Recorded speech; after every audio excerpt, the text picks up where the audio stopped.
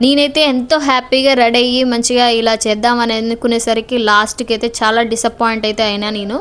So, ఎందుకనేసి అనుకుంటే మాత్రం మా వారు వర్క్‌కెళ్ళి వచ్చేసరికైతే లేట్ అయినది. సో, నేనైతే మంచిగా ఇక్కడైతే ఒక పురాతనమైన టెంపుల్ అయితే ఉన్నది. అది 1500 ఇయర్స్ బ్యాక్‌ది.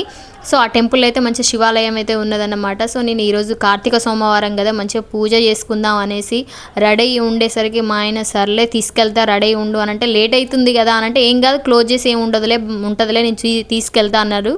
కానీ తీరా దగ్గరికి వెళ్ళేసరికి అది క్లోజ్ చేసి ఉన్నది. సో, నేనైతే చాలా ఫీల్ అయితే అయినా, అరే ముందు వచ్చి ఉంటే, నువ్వు తొందరగా వచ్చి ఉంటే నేను మంచిగా పూజ అయితే చేసుకుందును కదా అన్న ఆలోచనతోటి అయితే చాలా డిసప్పాయింట్ అయితే అయినా.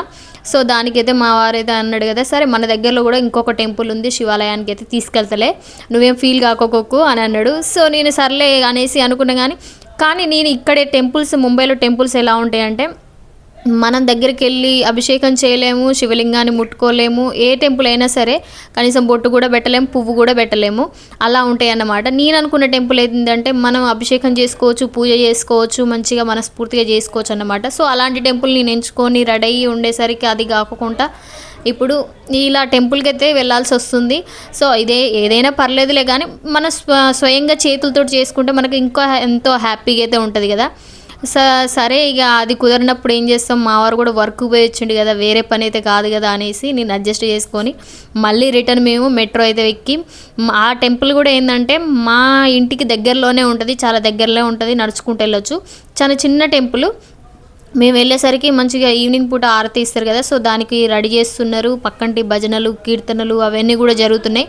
సో, ఇక్కడైతే మీకు కనిపిస్తూనే ఉన్నది కదా, ఇక్కడ నుంచి దూరం నుంచి కూర్చొని మనం మొక్కి పోవాలన్నమాట. కొద్దిసేపు కూర్చొని పోవచ్చు, కానీ మనం అయితే దగ్గరికి వెళ్ళి ముట్టుకునే అవకాశం అయితే ఉండదు. ఇక్కడ టెంపుల్స్ అన్నీ కూడా ఆల్మోస్ట్ అలాగే ఉంటాయి ఇలాగన్నమాట. సో, ఇదంతా అయిపోయిన తర్వాత మేము నైట్ అయినది కదా, 9 కావస్తున్నది, ఇక డిన్నర్ అయితే చేద్దామనేసి హోటల్కి అయితే వచ్చేసినాం. హోటల్కి వచ్చేసిన తర్వాతకి వెజ్ ఫ్రైడ్ రైస్ అయితే ఆర్డర్ చేసుకొని తినేసి నెక్స్ట్ ఇంటికి అయితే వెళ్ళేసామన్నమాట. సో, ఈరోజైతే ఇలా గడిచింది. మీకైతే ఎలా అనిపించిందో ఒక కామెంట్ రూపంలో అయితే తెలియజేయండి.